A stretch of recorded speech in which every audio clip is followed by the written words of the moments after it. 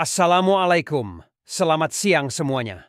Kami dari kelompok 2 izin memaparkan hasil kerja dari kelompok kami terkait kuis kepemimpinan tentang hubungan administrasi, organisasi, dan manajemen. Selanjutnya adapun anggota kelompok kami yaitu Aina Salsabila, Hogan Batara, dan Lisda Aprilia. Langsung saja kita masuk ke topik presentasi dimulai dari A, yaitu pengertian definisi administrasi, manajemen, organisasi, dan kepemimpinan. Ada 4. Yang pertama, administrasi. Suatu keseluruhan proses kerjasama antara 2 atau lebih orang yang didasarkan atas rasionalitas tertentu untuk mencapai tujuan yang telah ditetapkan sebelumnya. Kedua, manajemen adalah sistem yang digunakan untuk mencapai tujuan secara efektif dan efisien melalui perencanaan, struktur organisasi, dan penggerakan sumber daya. Ketiga, organisasi merupakan wadah atau tempat dilakukannya kegiatan-kegiatan administrasi. Dan terakhir, kepemimpinan merupakan proses penggerakan kerjasama antara orang-orang agar tujuan yang telah ditetapkan benar-benar tercapai. Lalu, ciri-ciri pokok dan peran administrasi. Ciri-ciri pokok administrasi terdiri atas sekelompok orang. Administrasi membutuhkan kerja sama antara 2 orang atau lebih untuk mencapai tujuan bersama. Memiliki tujuan yang harus dicapai. Administrasi diperlukan untuk mencapai tujuan tertentu. Adanya proses kegiatan usaha. Proses kegiatan usaha adalah ciri penting dari sebuah administrasi. Adanya kerjasama. Administrasi perlu dilaksanakan dengan bekerja sama dalam mewujudkan sebuah tujuan bersama. Adanya pembagian tugas. Pembagian tugas dalam administrasi adalah bagian dari pengaturan kebijakan. Terstruktur. Administrasi mempunyai struktur yang teratur dan berstruktur. Setelahnya, peran administrasi. Manajemen sumber daya manusia. Administrasi memiliki peran penting dalam manajemen sumber daya manusia, SDM. Dari proses perekrutan hingga pengelolaan kinerja, administrasi memastikan bahwa perusahaan memiliki tim yang kompeten dan terampil. Selain itu, administrasi membantu menciptakan lingkungan kerja yang sehat dan produktif, yang dapat meningkatkan motivasi karyawan dan produktivitas keseluruhan. Komunikasi dan koordinasi. Administrasi memiliki peranan besar dalam hal pengadaan tenaga kerja, pengarahan, pengordinasian, dan pelaporan. Administrasi mengambil peran untuk menemukan, menilai, mengevaluasi, menetapkan, hingga memberhentikan hubungan kerja dengan karyawan perusahaan. Administrasi juga mengambil peran dalam melakukan pengordinasian antara seluruh kepentingan di tiap bagian agar setiap kegiatan dilaksanakan secara harmoni, tepat waktu, dan tepat sasaran, serta melakukan pengordinasian antara seluruh kepentingan di tiap bagian. Selanjutnya, karakteristik dan tujuan 3 kategori organisasi. Macam-macam karakteristik organisasi. Organisasi memiliki tujuan yang sama yang ingin dicapai oleh seluruh anggotanya. Organisasi biasanya memiliki struktur hierarkis yang menunjukkan tingkatan kekuasaan dan tanggung jawab dari level manajemen yang berbeda. Tugas dan tanggung jawab dibagi di antara anggota organisasi sesuai dengan spesialisasi dan keahlian masing-masing. Harus bekerja bersama secara terkoordinasi untuk mencapai tujuan bersama. Komunikasi yang efektif diperlukan untuk mengalirkan informasi dan instruksi di antara anggota organisasi. Organisasi memerlukan kepemimpinan yang efektif untuk mengarahkan, memotivasi, dan mengkoordinasikan anggotanya. Dan tujuan 3 kategori organisasi. Yang pertama, tujuan ekonomi. Berkaitan dengan pencapaian keuntungan, pertumbuhan bisnis, peningkatan efisiensi operasional, dan pengembangan produk atau layanan baru. Yang kedua, tujuan sosial. Meliputi tanggung jawab sosial perusahaan, kontribusi terhadap masyarakat, pelestarian lingkungan, dan kesejahteraan karyawan. Dan terakhir, tujuan organisasional, terkait dengan pencapaian tujuan jangka panjang organisasi seperti penguasaan pasar, inovasi produk, pengembangan merek, atau ekspansi internasional. Lalu ada beberapa prinsip organisasi. Prinsip kesatuan komando. Menegaskan bahwa setiap bawahan hanya menerima perintah dari satu atasan langsung. Hal ini membantu meminimalkan kebingungan dan konflik dalam organisasi. Prinsip spesialisasi. Menekankan pada pembagian tugas berdasarkan keahlian dan spesialisasi masing-masing individu. Dengan demikian, setiap orang dapat fokus pada area di mana mereka paling kompeten. Prinsip rentang pengendalian merujuk pada jumlah bawahan yang dapat secara efektif diawasi oleh seorang manajer. Rentang pengendalian yang ideal memungkinkan manajer untuk memberikan perhatian yang cukup kepada setiap bawahan. Prinsip koordinasi menekankan pentingnya koordinasi antara bagian atau unit dalam organisasi untuk mencapai tujuan bersama tanpa tumpang tindih atau kekurangan. Prinsip fleksibilitas. Organisasi perlu memiliki kemampuan untuk beradaptasi dengan perubahan lingkungan dan situasi yang terjadi. Fleksibilitas memungkinkan organisasi untuk tetap relevan dan berdaya saing. Prinsip keadilan menekankan perlakuan yang adil terhadap seluruh anggota organisasi, baik dalam hal pengakuan, imbalan, maupun kesempatan. Prinsip kesederhanaan menyatakan bahwa struktur organisasi harus sederhana dan mudah dipahami. Kesederhanaan membantu meminimalkan birokrasi yang berlebihan dan mempercepat pengambilan keputusan.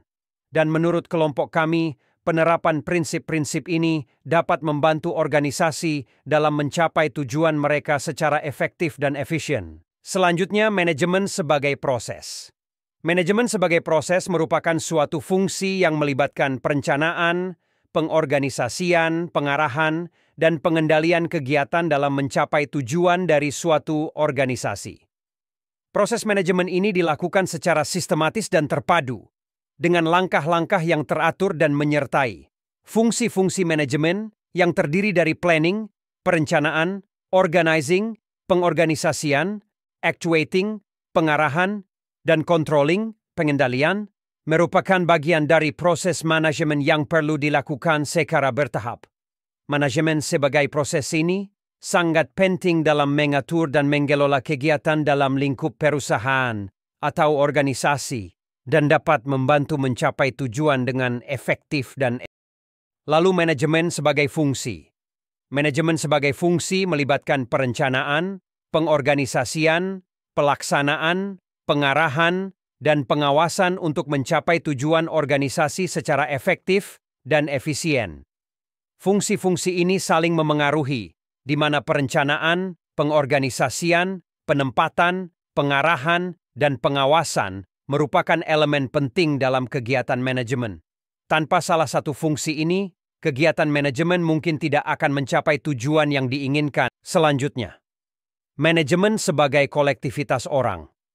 Manajemen sebagai kolektivitas orang-orang menekankan pentingnya kerjasama, koordinasi, dan integrasi di antara anggota organisasi untuk mencapai tujuan bersama. Pemimpin bertanggung jawab untuk mengoordinasikan orang-orang, menginspirasi mereka, dan memfasilitasi kerja tim yang produktif. Mereka harus memahami dinamika kelompok, memotivasi anggota tim, serta memperhitungkan keahlian, kebutuhan, dan kepribadian individu dalam menetapkan tujuan dan strategi. Keterlibatan aktif anggota tim dalam pengambilan keputusan memungkinkan pemanfaatan pengetahuan, keterampilan, dan pengalaman yang beragam untuk menghasilkan solusi yang lebih inovatif dan berkelanjutan. Manajemen sebagai kolektivitas orang-orang juga menuntut kemampuan untuk membangun hubungan kerja yang kuat, memfasilitasi komunikasi yang efektif, serta mengelola konflik dan perubahan dengan bijaksana. Ini mencerminkan pentingnya memperhitungkan dimensi manusiawi dan sosial dalam mencapai kesuksesan organisasi. Setelah itu, manajemen sebagai sistem. Manajemen sebagai sistem menggambarkan konsep manajemen sebagai suatu entitas terorganisir yang kompleks, terdiri dari elemen-elemen yang saling berinteraksi untuk mencapai tujuan organisasi. Dalam konteks kepemimpinan, hal ini menyoroti pentingnya memahami interaksi antar elemen organisasi dan bagaimana kepemimpinan dapat mempengaruhi dinamika tersebut. Dan juga kepemimpinan efektif melibatkan kemampuan untuk memahami dan mengelola sistem secara holistik, membuat keputusan yang tepat berdasarkan informasi yang tersedia, serta memotivasi dan mengarahkan anggota organisasi menuju pencapaian tujuan bersama. Dengan memperlakukan manajemen sebagai sistem, pemimpin dapat memiliki pemahaman yang lebih baik tentang kompleksitas organisasi, memungkinkan pengambilan keputusan yang lebih baik, dan pengelolaan sumber daya yang lebih efisien untuk mencapai kesuksesan jangka panjang. Berikutnya, manajemen sebagai ilmu. Manajemen sebagai ilmu adalah studi tentang cara mengelola sumber daya dengan efisien dan efektif untuk mencapai tujuan tertentu. Ini melibatkan perencanaan, pengorganisasian, pengarahan, dan pengawasan sumber daya dalam suatu organisasi. Dalam administrasi manajemen organisasi dan kepemimpinan, manajemen sebagai ilmu memberikan kerangka kerja untuk memahami operasi organisasi, mencakup konsep seperti struktur organisasi, pengelolaan sumber daya manusia, pengambilan keputusan, perencanaan strategis, dan evaluasi kinerja. Manajemen sebagai ilmu juga melibatkan pengembangan teori, konsep, dan metodologi untuk mengatasi berbagai tantangan manajerial dan organisasional, termasuk penelitian tentang faktor-faktor internal dan eksternal yang memengaruhi kinerja organisasi serta pengembangan strategi yang tepat. Dengan memahami prinsip-prinsip manajemen sebagai ilmu, pemimpin dan manajer dapat mengambil keputusan yang lebih baik, mengelola sumber daya secara lebih efektif, dan memimpin organisasi menuju kesuksesan jangka panjang. Lalu, manajemen sebagai seni. Manajemen sebagai seni merujuk pada kemampuan individu untuk mengelola dan mengoordinasikan sumber daya, orang, dan proses dalam sebuah organisasi dengan keahlian yang kreatif dan intuitif. Ini melibatkan penggunaan pengetahuan, pengalaman, dan intuisi untuk membuat keputusan yang efektif dalam situasi yang kompleks dan beragam. Dalam hubungan administrasi manajemen organisasi dan kepemimpinan administrasi. Manajemen sebagai seni menekankan pentingnya kemampuan administratif yang mencakup perencanaan, pengorganisasian, pengarahan, dan pengendalian. Seorang manajer yang memahami seni manajemen akan mampu mengelola tugas administratif dengan keahlian yang kreatif dan efektif, memastikan bahwa tujuan organisasi tercapai. Manajemen adalah aplikasi praktis dari seni dalam mengelola orang, sumber daya, dan proses. Ini melibatkan pengambilan keputusan yang tepat, komunikasi yang efektif, dan kepemimpinan yang memotivasi. Seorang manajer yang menguasai seni manajemen akan mampu menjalankan fungsi-fungsi manajemen dengan cara yang menghasilkan kinerja yang optimal dari organisasi. Dalam organisasi, manajemen sebagai seni melibatkan kemampuan untuk membentuk budaya organisasi yang mendukung inovasi, kreativitas, dan kolaborasi. Ini juga melibatkan kemampuan untuk memahami dinamika antar individu dan kelompok dalam organisasi serta mengelola mereka dengan sensitivitas dan kebijaksanaan. Kepemimpinan, seorang pemimpin yang memahami seni manajemen dapat menginspirasi dan memotivasi orang lain dengan cara yang membawa keluar yang terbaik dari mereka. Mereka mampu mengarahkan organisasi melalui perubahan dan tantangan dengan kepemimpinan yang visioner dan kreatif. Berikutnya, manajemen sebagai profesi. Manajemen sebagai profesi memiliki beberapa elemen yang penting, yaitu pengetahuan dan keterampilan.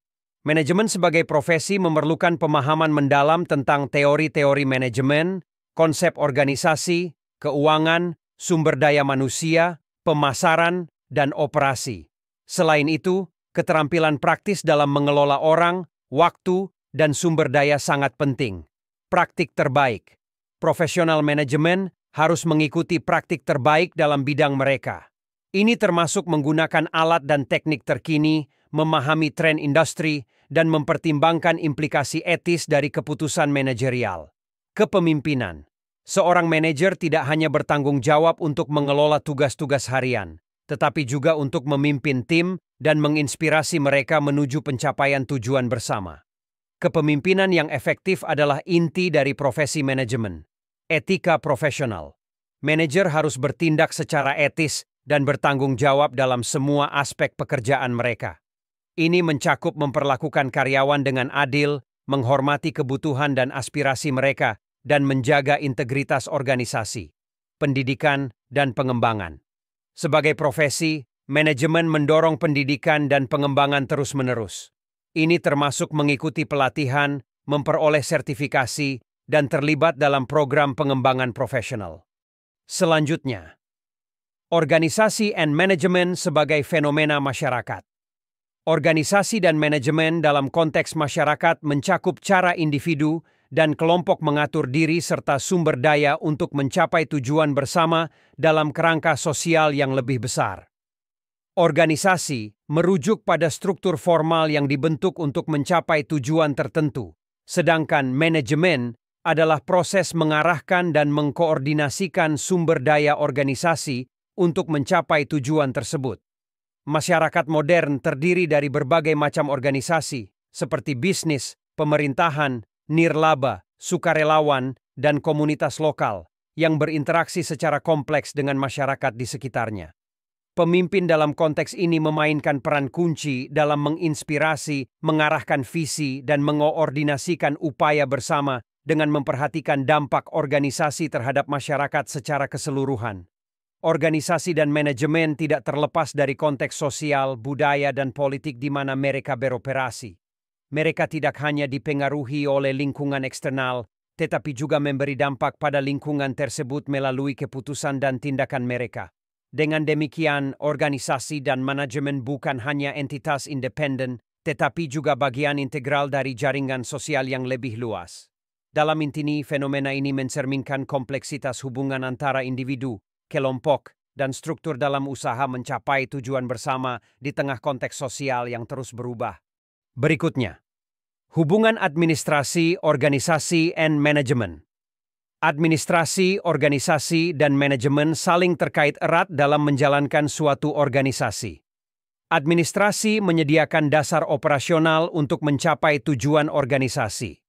Organisasi menyediakan struktur dan sistem untuk mengatur dan mengarahkan aktivitas anggota organisasi.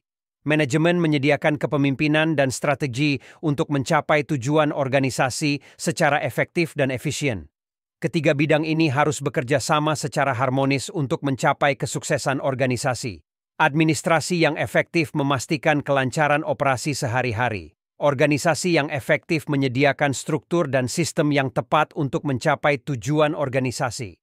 Manajemen yang efektif memberikan kepemimpinan dan strategi yang diperlukan untuk mencapai tujuan organisasi secara efektif dan efisien. Setelah itu, definisi kepemimpinan. Menurut George R. Terry, kepemimpinan adalah kemampuan untuk mempengaruhi orang lain untuk mencapai tujuan bersama. John Kotter, kepemimpinan adalah seni untuk menginspirasi dan memotivasi orang lain untuk mencapai hasil yang luar biasa. Stephen R. Covey, kepemimpinan adalah kemampuan untuk memfasilitasi perubahan positif dalam orang lain dan organisasi.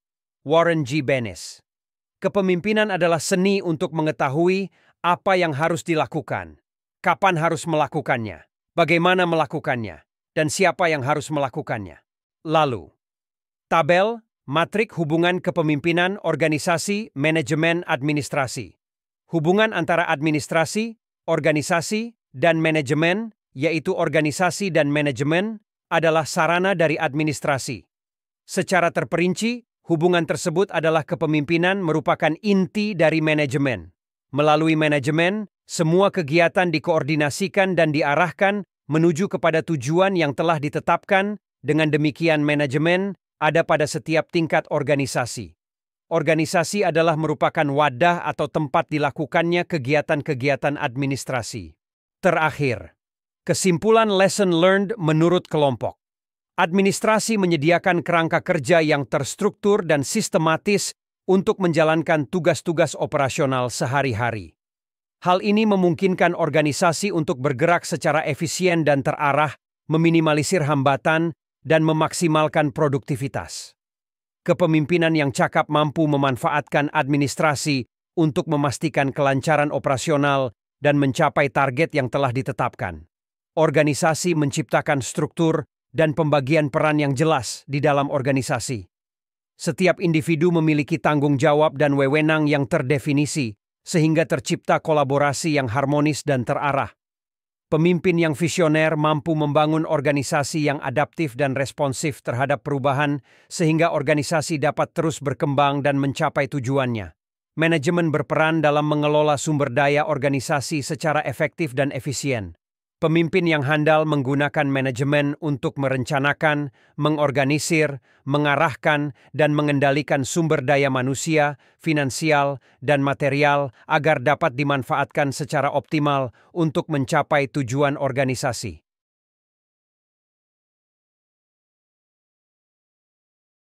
Sekian presentasi dari kelompok kami. Kami mengucapkan terima kasih dan wassalamualaikum warahmatullahi wabarakatuh.